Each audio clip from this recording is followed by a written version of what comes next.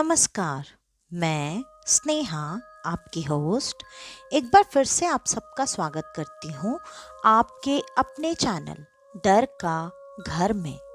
आज जो कहानी मैं आप सबके लिए लेकर आई हूँ, उस कहानी की तरफ आगे बढ़ने से पहले मैं एक बार फिर से मेरे सारे दोस्तों को दिल से धन्यवाद देना चाहती हूँ।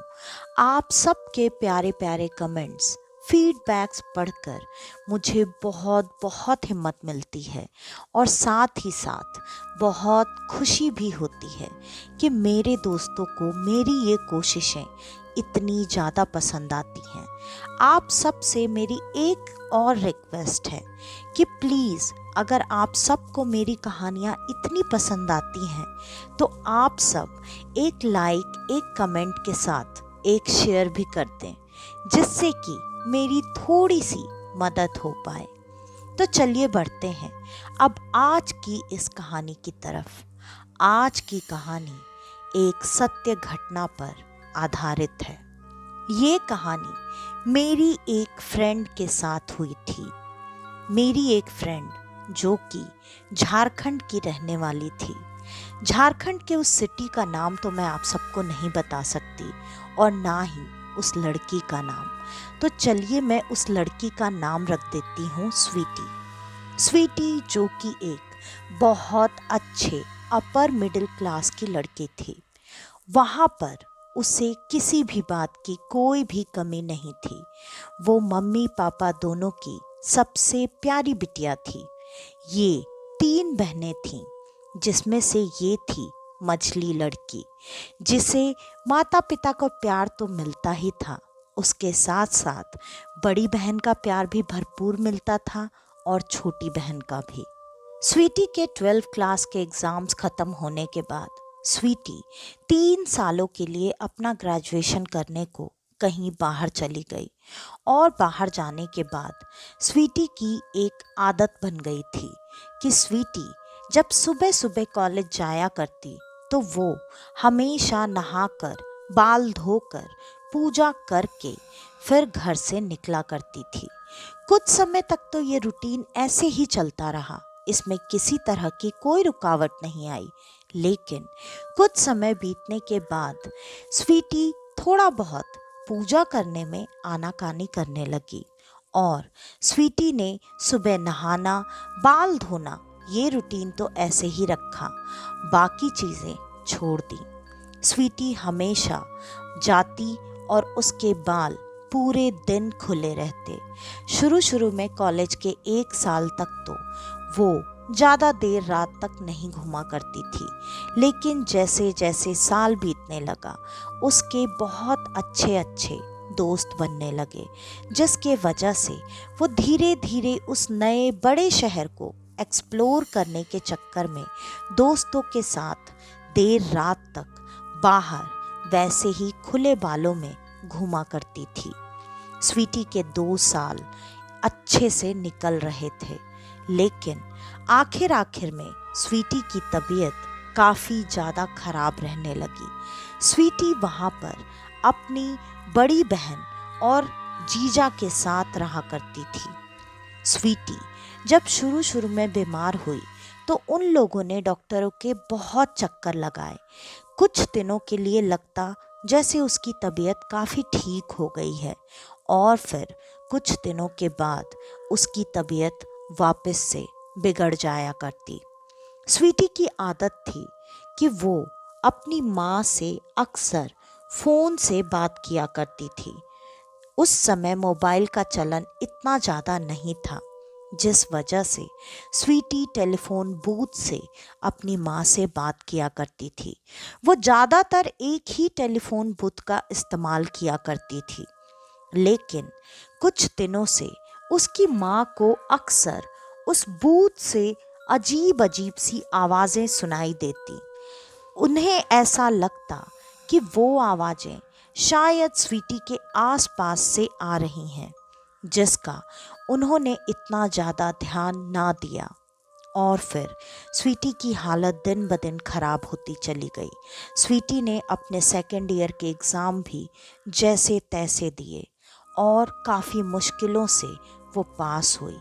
वो सेकेंड ईयर के बाद अपनी तबीयत की वजह से कॉलेज नहीं कर पा रही थी, जिसकी वजह से उसके माता पिता ने कॉलेज से स्पेशल परमिशन लेकर स्वीटी को घर वापस बुला लिया और वो सिर्फ अपनी पढ़ाई करके एग्ज़ाम देने जाने वाली थी।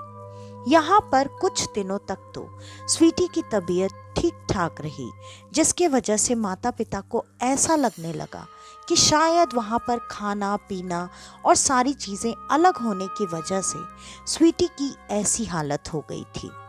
सब लोग अब काफ़ी निश्चिंत थे। देखते ही देखते पूरा साल बीत चुका था और अब बारी थी एग्ज़ाम देने जाने की। 1 साल बाद स्वीटी अपने सारे पुराने दोस्तों से मिली और सारे पुराने दोस्तों से मिलकर स्वीटी काफ़ी खुश थी। उसके दोस्त भी उसे ठीक देखकर बहुत ज़्यादा खुश थे। स्वीटी की सबसे खास 3 सहेलियां थीं, जिनका नाम था पूजा, मीनाक्षी और खुशबू। ये तीनों सहेलियां उसकी काफ़ी खास दोस्त थीं और उन तीनों में सबसे ज़्यादा गहरी दोस्ती अगर स्वीटी की किसी के साथ थी तो वो थी मीनाक्षी और खुशबू के साथ। लेकिन वो एग्ज़ाम के टाइम में अक्सर एक साथ उतना ज़्यादा वक्त नहीं बिता पा रहे थे जितना कि बिताना चाहिए था। और एग्ज़ाम के 2 पेपर्स निकल चुके थे। तीसरा पेपर जब था तब वो तीनों दोस्त खड़े होकर खुशबू का इंतज़ार कर रहे थे। बार बार खुशबू को कॉल भी लगा रहे थे। खुशबू के पास एक ऐसा फ़ोन था जो फ़ोन उसने अपने माता पिता से छुपाकर खरीद रखा था। उस वक्त तक स्वीटी के पास भी फ़ोन आ चुका था, लेकिन उस वक्त इनकमिंग और आउटगोइंग दोनों के पैसे लगा करते थे, इसलिए वो फ़ोन का कम इस्तेमाल करते हुए अभी भी उसी पीसीओ का इस्तेमाल किया करती थी। वहाँ पर उन दोस्तों ने बार बार खुशबू को फ़ोन मिलाया। कई बार तो रिंग जाने के बाद किसी ने फ़ोन नहीं उठाया, लेकिन आखिरकार वो फ़ोन लास्ट में काटा जाने लगा। उन्हें लगा शायद खुशबू रास्ते में होगी और वो आ जाएगी। वो तीनों दोस्त देर होने की वजह से एग्ज़ाम हॉल के अंदर चले गए कि खुशबू से बाहर आने पर बातें और मुलाकात सब कुछ हो जाएगा। वो तीनों एग्ज़ाम देकर बाहर आ चुके थे। खुशबू को हर जगह ढूंढ रहे थे। अभी भी उसके फ़ोन पर लगातार फ़ोन कर रहे थे, लेकिन खुशबू फ़ोन का जवाब नहीं दे रही थी। ऐसे ही धीरे धीरे वक्त बीतता गया। अब आज उनका लास्ट पेपर था। इतने पेपर्स में किसी भी दिन ना तो उनकी मुलाकात खुशबू से हुई और ना ही कोई बात हो पा रही थी। इसी बीच मीनाक्षी और स्वीटी लगातार खुशबू को फ़ोन कर रहे थे, लेकिन अभी भी खुशबू अपना फ़ोन नहीं उठा रही थी। अब वो थोड़ा चिंता में थे कि उनकी दोस्त को क्या हुआ है। वो एग्ज़ाम देने भी नहीं आ रही है, तो ऐसा क्यों? आज आखिरी पेपर देकर जब वो दोस्त थोड़ा टाइम बिताकर घर पहुँचे, तब अचानक स्वीटी के फ़ोन पर मीनाक्षी का फ़ोन आया। उसने बताया कि न्यूज़पेपर पढ़ो। न्यूज़पेपर पढ़ने के बाद स्वीटी के होश उड़ गए, क्योंकि उस न्यूज़पेपर में खुशबू के मरने की खबर छपी हुई थी। उसमें ये लिखा गया था कि खुशबू ने सुसाइड कर लिया है। जबकि खुशबू तो इतनी जिंदा दिल, इतनी खुश मिजाज लड़की थी कि उसके बारे में ऐसा सोचना भी नामुमकिन था। खुशबू ऐसी कभी कोई चीज़ नहीं कर सकती थी। ये विश्वास उन दोनों दोस्तों को था, मीनाक्षी और स्वीटी को। उनके लिए एक बहुत बड़ा सदमा था ये। अब उन्हें ये जानना था कि ऐसा कैसे हो गया। इसी बीच पूजा ने किसी तरीके से खुशबू के घर का लैंडलाइन का नंबर निकाल लिया। उन तीनों दोस्तों ने मिलकर अब खुशबू के घर पर फ़ोन किया। खुशबू के घर पर भी फोन करने पर उन्हें यही बातें पता चली कि खुशबू ने अचानक से सुसाइड कर लिया। ये बात वो तीनों दोस्त मानने को बिल्कुल तैयार नहीं थे। अब जबकि ऐसा हो चुका था तो वो कर भी क्या सकते थे। आज पूजा स्वीटी और मीनाक्षी को रोते देखकर उनको कुछ बताना चाहती थी। पूजा ने अचानक से उन दोनों से कहा, सुनो ना स्वीटी और मीनाक्षी, मुझे तुम दोनों से कुछ बात कहनी है। मुझे ये बात खुशबू ने खुद बताई थी, लेकिन अब जबकि ऐसा हो गया है, उसने मुझसे प्रॉमिस लिया था कि मैं तुम दोनों को भी ये बात अभी ना बताऊं। लेकिन इतना कुछ होने के बाद अब मुझे नहीं लग रहा कि ये बात मुझे तुम दोनों से छुपानी चाहिए। ये बात सुनते ही मीनाक्षी और स्वीटी दोनों ने सवालिया नज़रों से तुरंत पूजा की तरफ देखा और पूजा से ये पूछने लगे, क्या बात है, बताओ, जल्दी बताओ हमें। और पूजा ने ये बताया कि जिस साल तू यहाँ से चली गई थी, मतलब स्वीटी जब चली गई थी, तब उसके बाद पूजा की जिंदगी में हम लोगों के अलावा कोई और भी आया। वो था एक लड़का। अचानक से उसे एक लड़के से प्यार हो गया। पहले खुशबू के पास उसकी दोस्त हुआ करते थे जिनसे वो मिलकर सारी बातें कह लिया करती थी, लेकिन अब स्वीटी के जाने के बाद से ये साल इन तीनों दोस्तों ने भी मिलना जुलना काफी कम कर दिया था। क्यों, ये पता नहीं। इसी बीच खुशबू के जिंदगी में वो लड़का आया। खुशबू उससे कब प्यार करने लगी और बेइंतहा प्यार करने लगी, ये बात खुशबू को भी पता नहीं चली। और खुशबू बहुत जल्दी एग्ज़ाम देने के बाद उससे शादी करने वाली थी। ये बात सुनते ही तुरंत उन दोनों के चेहरे पर एक शौक वाले भाव थे। वो दोनों इस बात को सुनकर काफ़ी ज़्यादा शौक में थीं। उन दोनों ने तुरंत पूजा से पूछा, तो ठीक है, उसके लाइफ में कोई लड़का आ गया, वो शादी करने वाली थी, इससे क्या होता है, और ये बात तू अभी हमें क्यों बता रही है। इस पर पूजा ने तुरंत बताया कि उसके पापा ये शादी कभी नहीं होने देते, क्योंकि ये इंटरकास्ट मैरिज होती, और दूसरा वो लड़का हैसियत में भी खुशबू से काफ़ी नीचे था। तो खुशबू ने ये प्लान बनाया था कि आखिरी एग्ज़ाम देने के बाद खुशबू उसके साथ यहीं से चली जाएगी। खुशबू ने वो फ़ोन भी स्पेशली उसी लड़के से बात करने के लिए खरीद रखा था। अब कहीं ना कहीं सारी चीज़ें साफ हो रही थी, क्योंकि खुशबू की माँ ने ये बात बताई थी कि खुशबू अपनी किसी रिश्तेदार के घर एग्ज़ाम के बीच में चली गई थी। ये कैसे हो सकता था, खुशबू को तो अपना एग्ज़ाम ख़त्म करना था, तो ये बात मानने वाली थी ही नहीं। और खुशबू खुद अपने मर्जी से गई, ऐसा बताया गया था। ये सारी बातें सुनकर और कहीं ना कहीं अब उनके दोस्तों के मन में कुछ अलग अलग चीज़ें चलने लगी। सब बहुत ज़्यादा दुखी थे। लेकिन एग्ज़ाम ख़त्म होने के बाद स्वीटी की भी तबीयत अचानक से फिर से बिगड़ने लगी और स्वीटी रातों को नींद में बहुत ज़ोर ज़ोर से खुशबू का नाम लेकर चीखना चिल्लाना शुरू कर चुकी थी। उसे बार बार खुशबू दिखाई देती थी।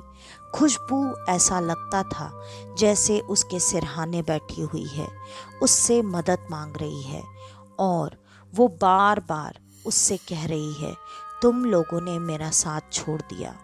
ये बात उन्हें बिल्कुल समझ में नहीं आ रही थी, क्योंकि ये बात स्वीटी ने कई बार अपने घर वालों को बताने की कोशिश की।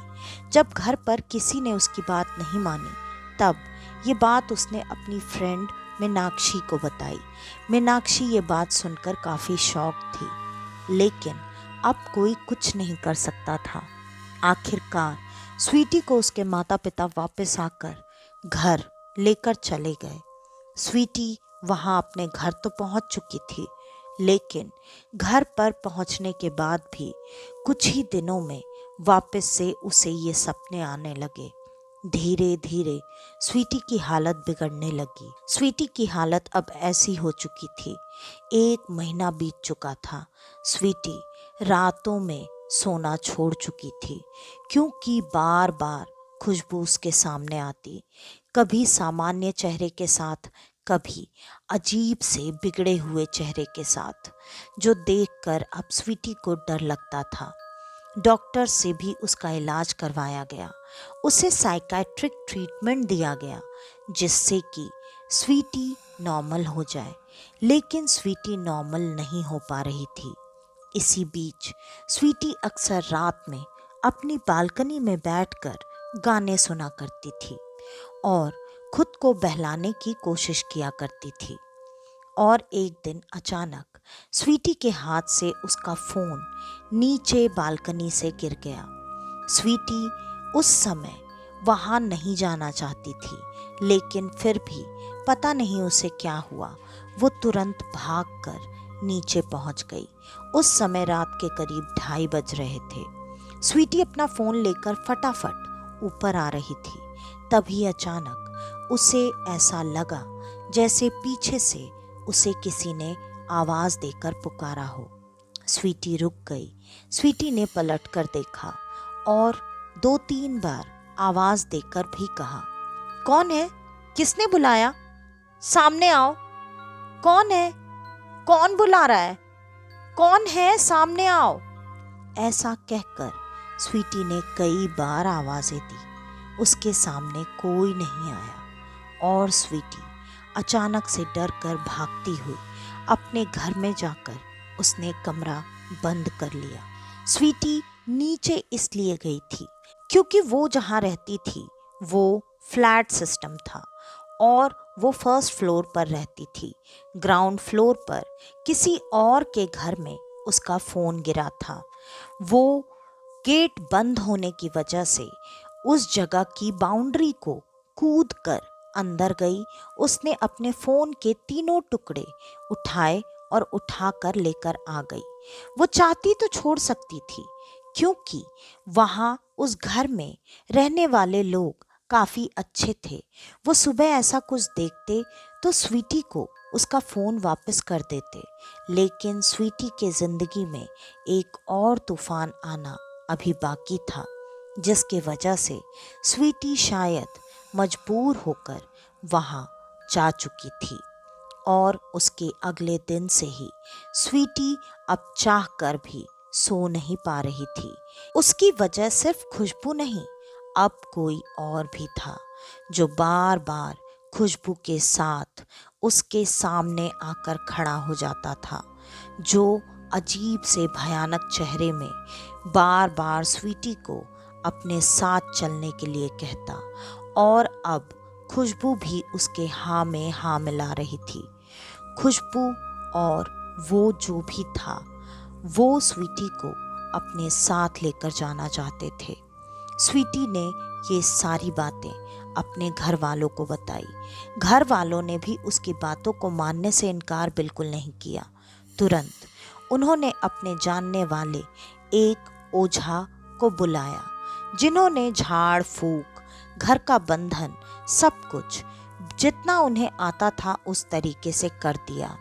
लेकिन वो सारी चीज़ें करने के बाद भी स्वीटी को बिल्कुल राहत नहीं मिली, बल्कि अब धीरे धीरे हर रात बीतते ही स्वीटी के सामने उन 2 लोगों की जगह अब लोगों की गिनती बढ़ती जा रही थी। स्वीटी हर रात चीखती चिल्लाती। इधर उसका साइकाट्रिक ट्रीटमेंट भी चल रहा था।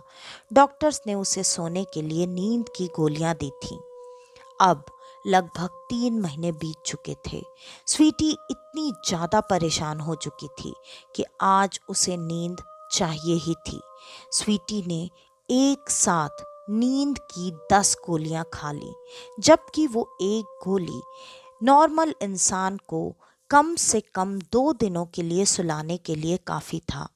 डॉक्टर ने भी स्वीटी को ज़्यादा से ज़्यादा आधी गोली सुबह और आधी गोली शाम खाने के लिए कहा था। लेकिन स्वीटी अब 10 गोलियों को खा चुकी थी। उसके बाद भी कुछ भी असर नहीं हो रहा था। स्वीटी जैसे ही आंखें बंद करती और उसे आज दवाइयों के असर से नींद आना शुरू ही हुआ था कि अचानक से वो लोग आकर स्वीटी को घेर चुके थे। स्वीटी डर कर चीखते चिल्लाते हुए उठकर बैठ गई। तुरंत उसके कमरे में उसकी छोटी बहन और उसके माता पिता आ चुके थे। सब ने स्वीटी को संभालने की कोशिश की, लेकिन अब धीरे धीरे स्वीटी बातें करना भी कम कर चुकी थी। वो बस हाथों से इशारा करती। कहीं जहाँ जहाँ उसे लोग दिखते वो हर तरफ लोगों को दिखाने की कोशिश करती, लेकिन स्वीटी के अलावा उन चीज़ों को कोई नहीं देख पा रहा था। स्वीटी अक्सर अकेले कमरे में लेटे लेटे हमेशा उन लोगों से बातें करती, उन्हें वहाँ से जाने के लिए कहा करती। ऐसे ही करके दिन बीत रहे थे। स्वीटी की हालत बद से बदतर होती जा रही थी और स्वीटी के लिए दोनों चीज़ें चल रही थीं। हर बार अलग अलग बाबा आते, पंडित आते, उसका इलाज करते, उधर उसका ट्रीटमेंट भी चल रहा था। ऐसे ही करते करते लगभग 1 साल बीत चुका था। अब स्वीटी पूरी तरह से बिस्तर पर पड़ चुकी थी। उसके अंदर इतनी शक्ति भी नहीं थी कि वो उठकर चलना फिरना शुरू कर दे। एक दिन अचानक उसके नाना जी को ये बातें पता चली और उसके नाना जी इन चीज़ों में काफ़ी सारी जानकारी रखते थे। वो वहाँ पर आए, लेकिन स्वीटी के अलावा ये बात कभी किसी को नहीं पता चली, क्योंकि उसके नाना जी भी इस दुनिया में नहीं थे। स्वीटी ही सिर्फ उनको देख पा रही थी। स्वीटी बार बार अपनी माँ को बताने और दिखाने की कोशिश कर रही थी, लेकिन धीरे धीरे अब जैसे जैसे रातें बीतती, हर रात वो जो गिनती स्वीटी के आसपास बढ़ चुकी थी वो अब कम हो रही थी। 3 दिनों के अंदर अंदर ही स्वीटी के हालत में काफ़ी सुधार आ चुका था और स्वीटी के साथ उसके नाना जी हमेशा उसके सिरहाने बैठे रहते। स्वीटी अलग तरीके से उनको पकड़कर बैठती, उनसे बातें करती, उन्हें वो छू सकती थी, महसूस कर सकती थी। ये बात अब स्वीटी ने 3 दिन बाद अपने घर वालों को बताई, लेकिन ये बात उसकी माँ के अलावा और किसी ने नहीं मानी और वो धीरे धीरे अब सुधर रही थी। उसकी हालत बेहतर हो रही थी। फिर भी स्वीटी के पूरी तरह से ठीक हो जाने के बाद भी लगभग 3 साल तक स्वीटी के साथ लगातार उसके नाना का साया बना रहा और उन 3 सालों में स्वीटी पहले से ज़्यादा नॉर्मल हो चुकी थी। वो अपने साथ हुई सारी चीज़ें अब धीरे धीरे भूल चुकी थी और एक दिन अचानक उसकी ज़िंदगी से हर तकलीफ़ को दूर करके उसके नाना भी उसे दिखना बंद हो चुके थे। लेकिन उसके बाद स्वीटी ने जो आदतें पूरी तरह से छोड़ दी थी, मतलब पूजा पाठ करने की, भगवान में श्रद्धा रखने की, वो सारी चीज़ें उसने फिर से शुरू की, लेकिन काफ़ी अलग तरीके से। उसका कहना है कि वो चीज़ें करने के लिए उस तरीके से उसे उसके नाना ने समझाया ताकि हमेशा उसकी सुरक्षा होती रहे। उसके बाद भी स्वीटी को ऐसी चीज़ें कई बार हल्की हल्की महसूस तो होती थी, लेकिन ना तो वो उसके कभी सामने आ पाई और ना ही उसे कभी कोई नुकसान पहुंचा पाई। आज स्वीटी शादीशुदा ज़िंदगी में काफ़ी खुश है। उसकी ज़िंदगी में काफ़ी सारे बड़े बड़े बदलाव आए। कहते हैं कि वो आज भी अगर किसी मुसीबत में फंस जाए और वो अपने नाना से अगर मदद मांगती है तो उसके नाना हमेशा आकर उसकी मदद करते हैं। तो आज की ये कहानी यहीं पर ख़त्म होती है। आपको हमारी आज की ये कहानी कैसी लगी हमें कमेंट करके ज़रूर बताइएगा। और अगर आपको हमारी ये कहानियाँ पसंद आती हैं तो ज़्यादा से ज़्यादा हमारी इन कहानियों को शेयर करें। अगर आप हमारे इस चैनल पर आज पहली बार आए हैं तो हमारे इस चैनल को लाइक, शेयर और सब्सक्राइब करना बिल्कुल न भूलें। तो आज के लिए बस इतना ही। मैं स्नेहा, आपकी होस्ट, आज के लिए लेती हूँ अलविदा। वापस से आपसे मिलने आऊँगी और आप सबको लेकर जाऊँगी कुछ जाने अनजाने किस्से कहानियों के सफ़र पर, आपका अपना डर का घर में। तो तब तक के लिए नमस्कार।